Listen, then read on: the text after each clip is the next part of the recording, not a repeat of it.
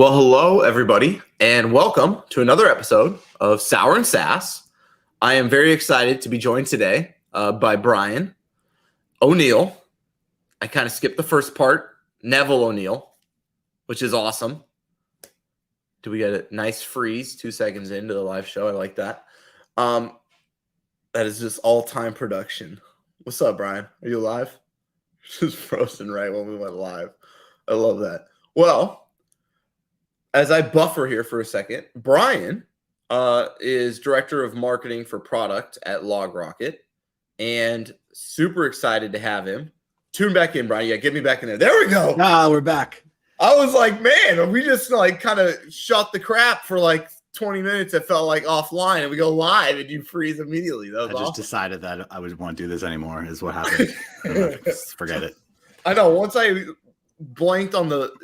Dude, you have 2 titles and 2 last names in my defense. I was trying, and I missed the Neville part, so my bad. Brian Neville-O'Neill, excited to have you here. It's exciting to be here, and yeah, I mean the 2 last names is important. I feel like, it's sort of in vogue now and very common. But when I was growing up, it was just me. That was it. So yeah. You I haven't actually. You're my first 2 last name introduction I think I've had. Well, get used to it, man. We're out there. I know. I love it too because both of them, I can think of soccer players in Europe that had both last names, and it's the ultimate UK last names. I feel like. Well, listen, I'm sure this is why the audience tuned in Yeah. is to listen to me talk about how, but the Spanish have a formal. That's how they do it. Yeah. My parents just happened to be seated next to each other in college, and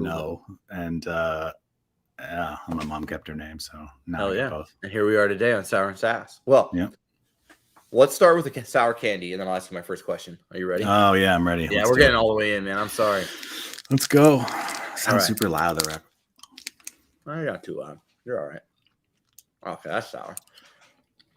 That's real sour. Wow. This is not good.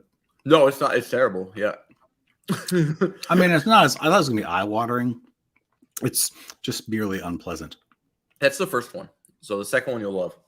We do more. Okay. Yeah. The second one's something happens to your taste buds when you get to the second one. It's that's when it really gets sour. Oh, nice. So I'm looking at LogRocket, and LogRocket's cool because it's in my world, I'd call it complicated. In other words, when I do performance marketing for something like LogRocket, it's complicated and it's awesome. And I want to unpack why I think it's awesome, but why it's complicated, and then hear it from your perspective. Okay. So why it's awesome. We have all these integrations that we're pre-built into, so I can use technographic targeting, and I can essentially identify users of mixed panel, heap, Pendo.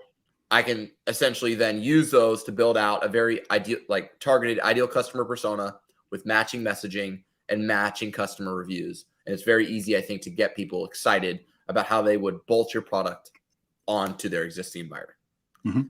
It's complicated because you look like a company that was product-led and has engineering-type pricing that has somehow gone way up market and is actually only really viable if you have maybe lots more sessions, yet your pricing reflects something that seems like it could get added on. And so it's complicated. And how do you take a bolt-on product in this different environment with all these different personas and make it successful? So on the outside looking in, that's where I'm coming from. Yeah. Okay?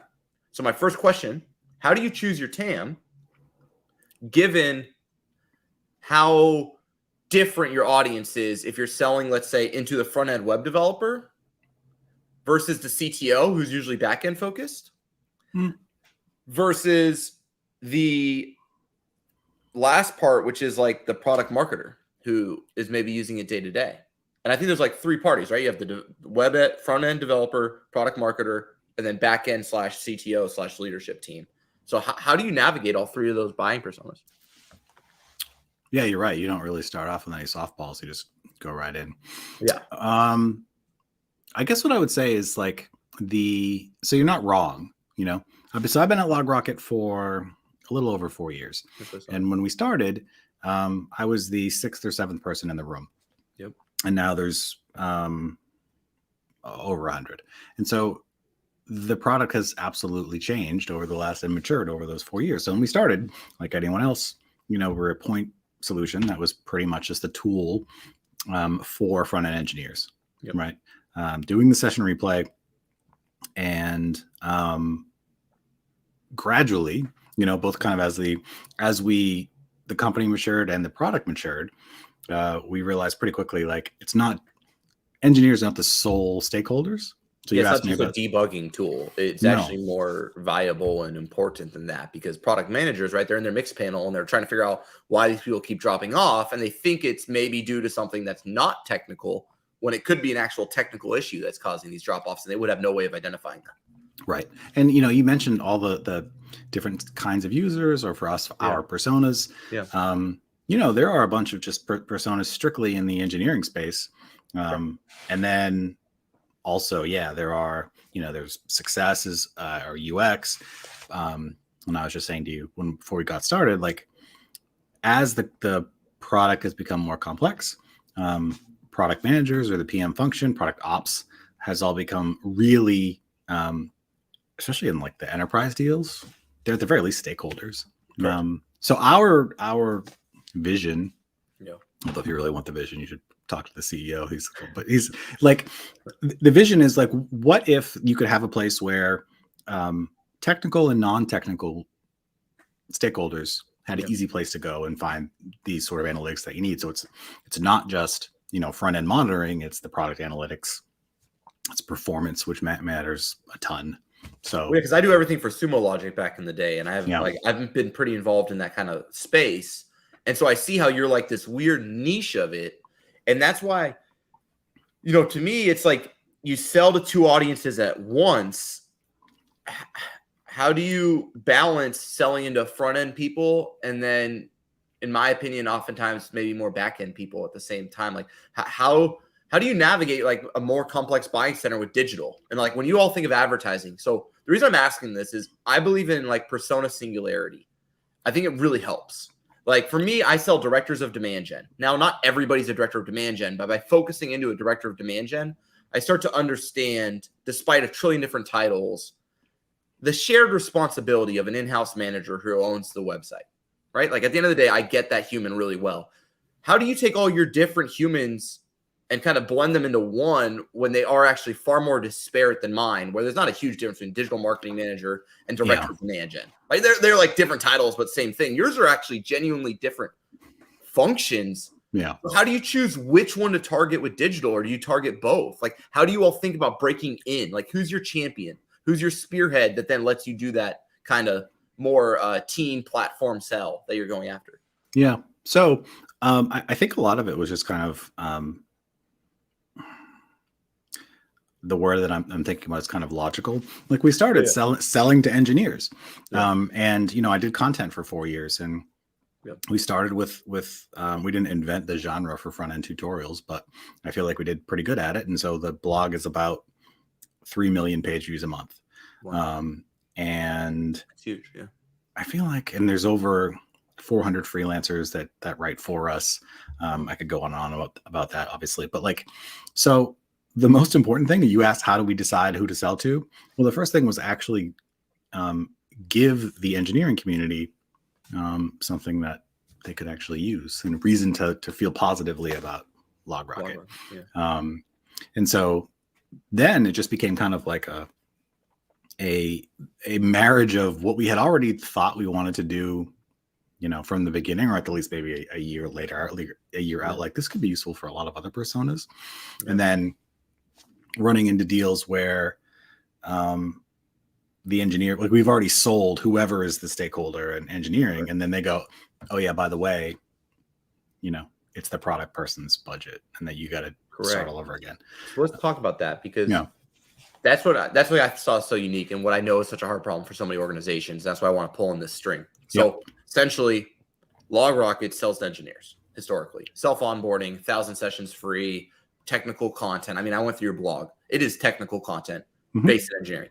Yet over time, right, I'm sure whether private equity or VC or whoever the money is like, hey, we want to improve our gross margin. We want to go upstream, right? And so you launch your $99 a month plan, but then you have no other plan. It's just straight to enterprise. Anytime I see that, I know it's a company that's trying to figure out how to go up market. And they're realizing, for example, what I think is obvious since I'm in the space, which is like engineers aren't essentially compelling enough of a voice for us to sell large deal values through just that engineer practitioner who likes our product sometimes. So how are you navigating going from this engineer persona that you wrote all this content for all these years? You have technical content. I mean, anytime I see like the level of documentation you have and the amount of like actual code in your content, I'm like, okay, this is a technical product sold to a technical human.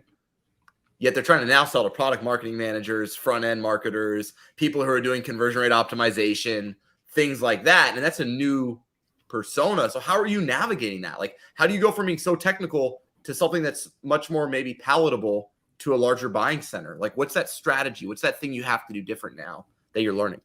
Yeah, well, I'll let you know when I figure it out completely. But no, I mean, I agree with you. Like, that's more or less what's happening. And for me, like, I have been thinking about this for almost 2 years, but it's only been my job officially for maybe the last 3 or 4 months. So yeah, I mean, it just starts with talking to as many product professionals as possible, which sounds obvious, but like each time, I think I've talked to maybe 20, 25 product folks in the last month or so. And each conversation is a new wrinkle in understanding that function. It's like, how big is the company? What is your, what's the vertical in the first place? How mature? Do you have a P&L responsibility at all? It's wild, really. Like, and they're all very kind of, well, I don't know if a 25 or 20 person sample size, that probably counts as anecdotal, but, you know, like they're kind of tribal in that sense. And that, like, if I talk to a 3D printer product manager, they have nothing to say really to somebody who works at Geico as a PM. Like, they really don't. So it's very niche. You're totally right. And they all have different. Product marketing is such a vague thing as a generality. Like, every industry's version of it, like product marketing and cybersecurity, I would argue is still different than product marketing and log analytics. Like, even the way they think about product marketing within the different SaaS verticals, let alone all the other verticals outside of SaaS, I think is very different. Well, so product marketing for sure. Product managers also similarly different, right? And it's interesting. Like, I talked to one person who has successfully marketed to PMs, and she was like, "Man, I really don't miss this persona at all." It's like, thank you. That's very thank you. I appreciate that. But like, it did feel good, right? Like, understanding, wow, this is complicated, and you can pick one. Like, if we had started with PMs, the product would look different for starters. Correct. That's what I can tell. You're like in this navigation of what we were versus what we're becoming or want to be. And that's why I'm just so curious. So, like, for example, price. I find your pricing to be confusing. Okay. But I'd like to hear your perspective on it, just from an outside consultant's view. And I want to see why you guys do this way, because this is, I think, really insightful for the audience. So I see your product as if I was selling your product, I would only be targeting websites with lots of traffic. Because to me, I think the codependency of a large AOV and strong retention and adoption of our product is that they have enough sessions that they couldn't just find these mistakes manually. In other words, you need enough scale that this version of log management on front-end web development is truly needed. And it's not a hard sell. And so I would filter by price, yet the way you have your pricing structured is essentially anyone who would be a good fit is custom pricing. So it's almost like the pricing's irrelevant to the customers we want with the way we're doing visible pricing. Is that on purpose? Like, how are we choosing price? You know what I'm saying? Because you cut it off at $99, yet I would argue nobody on the AE team is like, thank God I got another $99 a month account, right? Like, they don't even sell those ones. Those ones are all self-sold. So like, how are you all thinking about that part? Because I think pricing and positioning is so indicative of your persona and where you're going. Yeah, it's a good question. I'm not sure you're honestly, I'm not sure you're talking to the right person for, I don't have anything to do with pricing really, but what I can tell you is that it's been really interesting, again, watching it over 4 years. Like, the $99 deals don't always stay $99. Like, those are correct. You know, they kind of like, because you have usage-based pricing, right? It's like per 10,000 sessions or something like that, I think. Exactly. So yeah, I would say if there's anybody that's going to say, I think LogRocket is, for example, like, oh, the sticker point here is too high. It's a really small company. Yeah. And so I guess my answer to your question is yes, to some extent. Like there's because it's not an expensive product for how enterprise its usage is. That's what I thought was so interesting. In other words, I feel like you have to have a ton of traffic to use it, yet it's almost positioned like it's still something that like developers on their own can use, when I don't even know if developers at an enterprise company could even self-onboard it if they wanted to, because they might not have that freedom. That's why I'm like just trying to wrap my brain around. Oh, sure. Yeah. Well, like that really depends on the company. Like there's some enterprises for sure that they could just swipe their credit card and it's no big deal. And other ones have to go through procurement. And we are certainly not the only ones that have that experience. Yeah. But yeah, I mean, I would agree with you that like there are plenty of cases where, pick a number, say it costs $20,000. Yeah. Like there are plenty of companies who are like, that's fine. I don't think about anything under like 18,000 or whatever, 15,000, they don't need procurement for or whatever, like, and they have their ways of doing it, and you can do monthly, and so it never triggers it. So I see all that. I guess I just find the evolution of organizations like LogRocket so intriguing, because I'm doing it myself, right? I'm moving directive upstream, and I see how hard it is to unwind my historical things that got me to where I'm at, to launch the things I need to get me where I'm going. Right. And I just see you all going through that same phase. Let's go back 5 years, though, to when LogRocket was starting, or 4 years, when you just got there, right? Your first 10 employees or whatever. Yeah. It seems to me like integrations are a huge part of your strategy now. Were integrations critical to your growth in the sense that you could form those partnerships with a mix panel, with an Amplitude, with a Pendo, with a Heap, and that could like fuel you forward? And because I see so many people getting to integrations later now, and I don't know if you got to them later, if you started with them. I just see them as such a low acquisition cost driver of growth. Yet I don't see that many new, like Series A startups leveraging integrations that well these days. What am I missing there? What was your experience on it? Yeah, I mean, I was just talking to a customer as part of the PM interviews, and they were asking about content, and they said, instead of content, we went with integrations first. And I was like, yep. And like, cause that, to me, that made a lot of sense. And we did kind of the same thing. It's way easier to spin up. It's more scalable. You don't have to have all these different writers, all this editorial process, and you're codependent on Google to get traffic versus people who are already established with traffic and who already have your same target total addressable market as customers. Right. Yeah. In fact, a lot of those partnerships, those integrations were there before I even got there. So like, they existed. It was one of the first things that we did. How critical is that to your growth in your mind? I think it depends on the actual integration, honestly, like especially early on, like they had to be, even ones we thought. Or like, what did you learn about integration? Like break that down for me. Like, what did you think would work and didn't versus what did you think wouldn't work and ended up working? I don't know that integrations necessarily, like I can recall any that, what a failure, like what a nightmare, because like, what is the integration for the product anyway? Like that depends on like, what does it actually do? Mm-hmm. What I can remember is like, access to some marketplaces where like we thought we might get a lot of business from, like, oh God, we're finally into this large marketplace. And then just like nothing happened at all. And we're like, well, that wasn't probably worth signing up for and jumping through those hoops. So like running like an AWS marketplace and thinking you finally made it, and then it just doesn't hit. Right. But that, like now it's a joke, like, or it's like, like, okay, like because every now and then something will come through the marketplace I'm thinking of. And, those 5 people that were there are like, yay, it's finally paying off.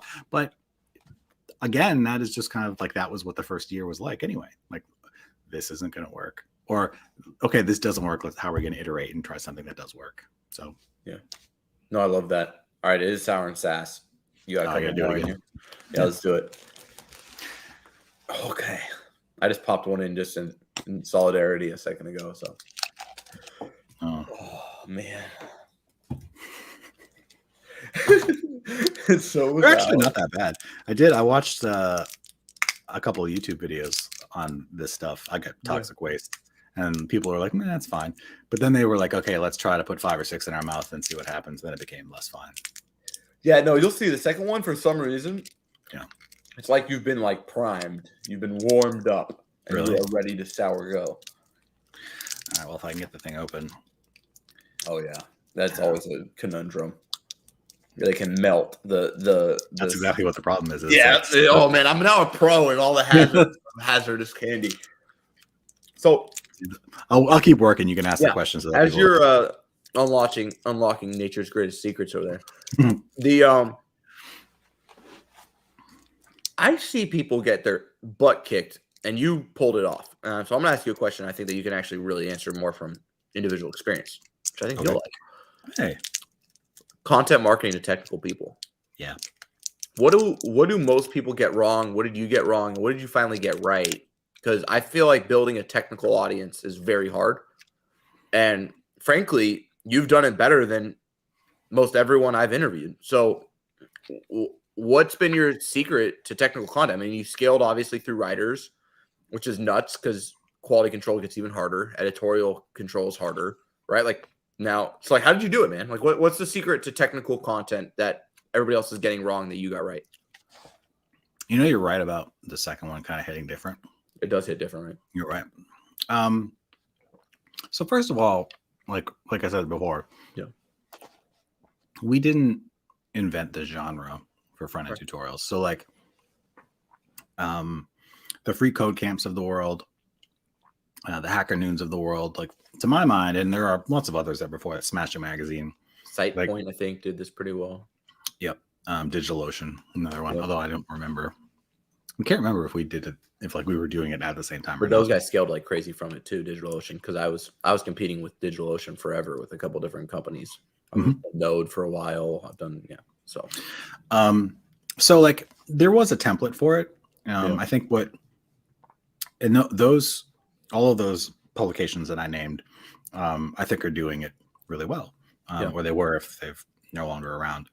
Well, those are publications a lot of times, not individual companies. I mean, I'm looking with a lot of individual companies, and they create this really crappy, more like content for nobody. It feels like it's like content for this fictional CTO in their mind that doesn't exist, and so I think you've avoided that. I never wanted to do that. Like it was a publication first, and then maybe after 6 months or so, we started thinking about it like. And that was like, okay, so lots of times I'll hear like, well, why didn't you name it LogRocket? Like, you're so stupid for not figuring that out. Like how pithy that could have been. And I have to say like, well, at the time I was worried that people wouldn't really understand the difference that LogRocket was a product versus like a publication. I like that. Yeah, I agree with you, by the way. Thank you. So yeah, I mean, so there are things where, but we always started thinking of it like a publication, and that, and we only had one advertiser, and that advertiser is LogRocket. And so, yeah, I mean, it was, the team grew incrementally as well. What I've said other places is like our traffic grew with like there's a very linear relationship to frequency of posting. So for content teams, can they think about traffic in headcount in your opinion? Yeah. Like, yeah, for us, 100%. Like the content team is 12 people now.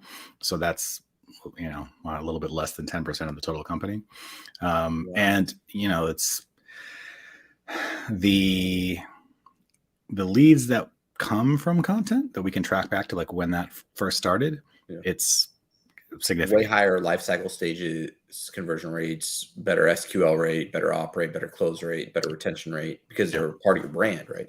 Yeah. I mean, I come back a lot. 95% of our traffic is organic. 95% of it is at a desktop. So it's not hard to figure out like what developers are doing. Like they're working on stuff. They're at work, or and they forgot how to do a thing, or they never knew how to do a thing, or whatever. So, but you asked, no, go ahead. I guess along the question line earlier, do you find, so like for me, I actually grew Director the same way. I ranked as #1 for SEO agency. I was creating content every day. I guest posted for everybody. But when I went up market, what I found was my readers no longer wanted to pay my new price. That's why I could see how you still have that $0 and $99 is because your primary acquisition channel, you don't have firmographic control over. Yeah. And that's the hard part with content. Like I can't control that people only with X amount of website traffic get my ads like I can with advertising, which is why advertising is easier to go up market with than organic, but organic has this much lower customer acquisition cost and better life cycle stages. So for you now today, how are you thinking about going up market with content within that same lens? Changing personas or going up market? Like, I guess it's almost the same thing, right? Because you have to change your persona to go up market to a certain extent, no? Yeah. And that's, again, I'm not sure. Like, I don't think the playbook is the same. You know, It's I don't not, right? That's what's so hard. The other playbook you get, you do your keyword research, you keep it in line with a theme, and you can crank them out. When you go up market, it feels like that doesn't work the same, right?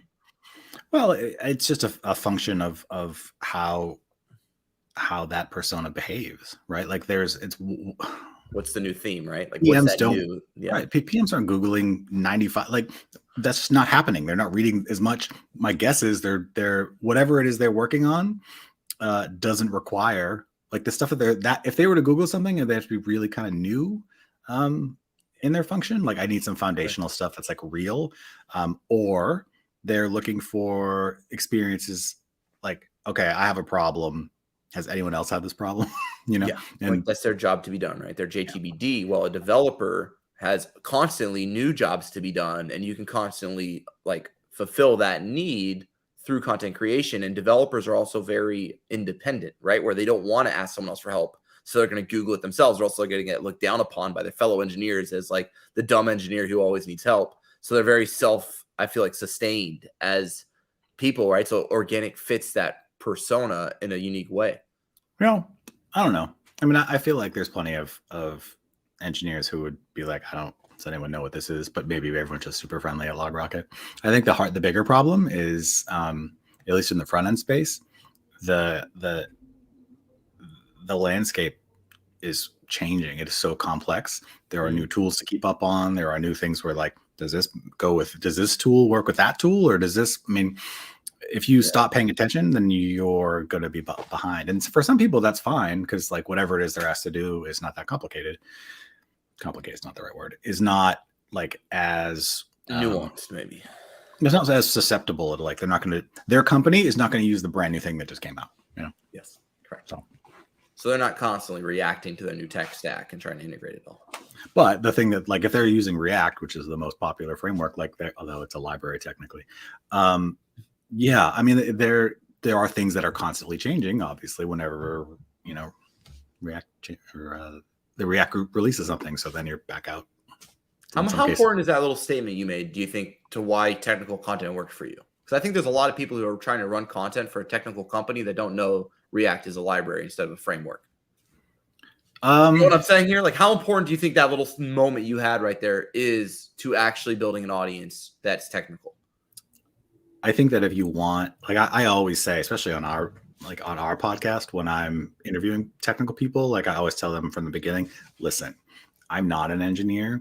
I'm really good at faking it. Like I can get 6 or 7 questions deep, and then you might ask me a question, and I have no idea what you're saying. And like usually when there are 7, look, most people can figure out I'm not an engineer pretty quickly. But yeah, sometimes they're just an architect and are asking questions because they want to know. I'm like, I don't have any idea what you're asking. I think it is it essential? Probably not. Is it helpful? For sure, especially when you're trying to build relationships and like recruit writers and they have questions and you have to go like, you have to be able to, but that's part of your job as a content marketer. Like you should be able to kind of pick up things quickly. And I personally really enjoy technical audiences. I prefer them, say, to marketers. I would not want to market to marketers. Yeah. Marketing to marketers is all about what I say is like shockingly memorable, right? You have to be able to do marketing that's so bold they get jealous, and that's how you market to them. It's all about jealousy. It's weird. Yeah, which is, I don't know, feels weird. Like I much prefer like, can I just give you useful information instead, and you like feel nice about it and get your job done, and then go, you know what? And then crush crush SEO, so that like you just keep seeing LogRocket over and over again, and go, what the hell is this? Yeah. Hey, this is kind of cool. And that's where the product team really, like that's where the content product marriage really happened. Is it really wouldn't have worked out if if we succeeded in content getting leads in the pipeline, and then engineers looked at their product and went like, well, this sucks. Yeah, if there was no bridge, right, between your acquisition channel and its usage. Yep. And I find that to be so clever. I guess my last question for you is, where does podcasting fit to technical audiences? Because I haven't seen a lot of my technical clients, and we have a lot of them. Like, we frankly have a ton of, I call it like DevOps, right? Like, I have tons, like DevOps might be the largest SaaS vertical in the world. Like, seriously, like the SaaS to support SaaS is nuts. And so I end up with all these engineering type audiences all day, every day. But I don't think any of them have a podcast that they would say is a huge part of their success. Yeah. Like, where does podcasting fit, man? Like, what's your take on it?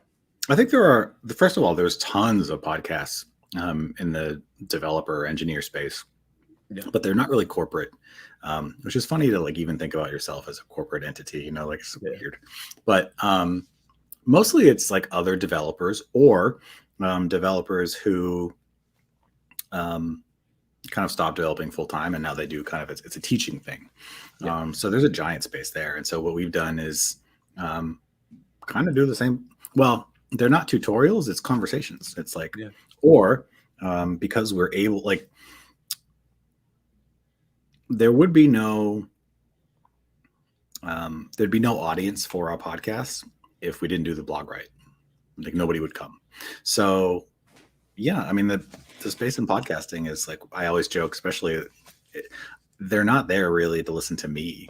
They're there for the guests. Right. And the guests wouldn't come on if we didn't do a good job with our brand and saying like, oh, I've heard of LogRocket. They've given the community lots of great stuff. I would love to be on, 1000%. And I think it's so important because I think the problem with podcasting as a channel is, and I know I fell victim to this myself when I first started, is you think podcasting is an acquisition channel, but it's actually an activation channel. Yeah. And I think people get that part wrong. Like, you don't launch a podcast and then get it discoverable for the keyword marketing and everyone listens to it. Like, it's not really how that works. It's much more like people hear about your brand from somewhere else. They enjoy your brand and they want more of your brand. And this is a more conversational way of engaging with it, if that makes sense.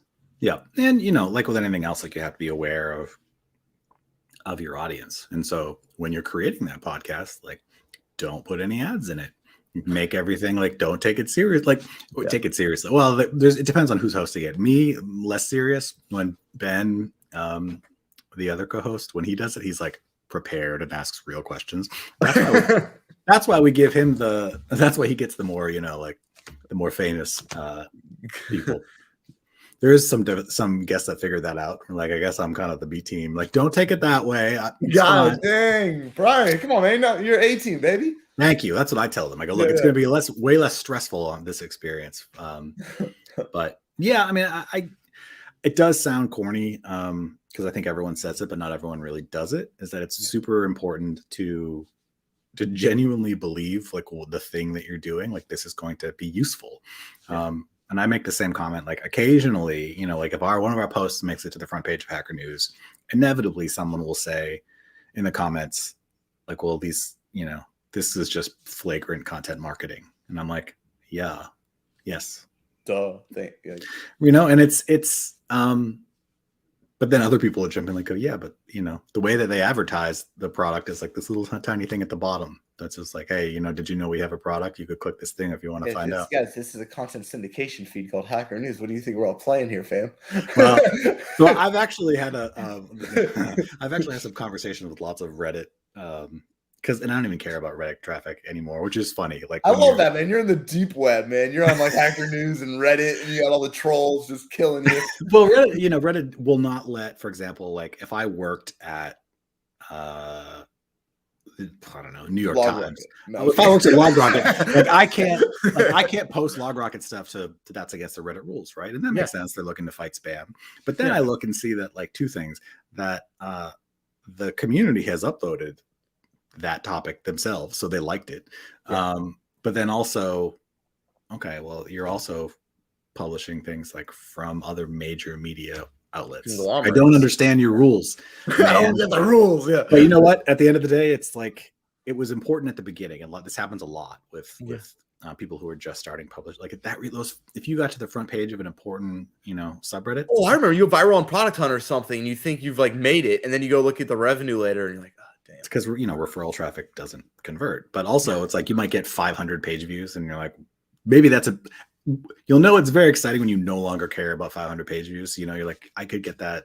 And it doesn't blip anymore. Your Google Analytics aren't all wonky, and you have to try to normalize it because of like, well, last month was our Hacker News month. That's why, and then you have to start doing that whole thing. No, when you stop worrying about it, you've made it, right? That's how you're like, all right, we're finally, we have our own engine that's self-sufficient. Don't get me wrong. I love everyone at Hacker News and Reddit, but these are the things but yeah, I mean, it's the traffic is always nice, and you never know. Like it's pleasant, but it doesn't equal dollars. So no, it's so true. I love this. This has been awesome.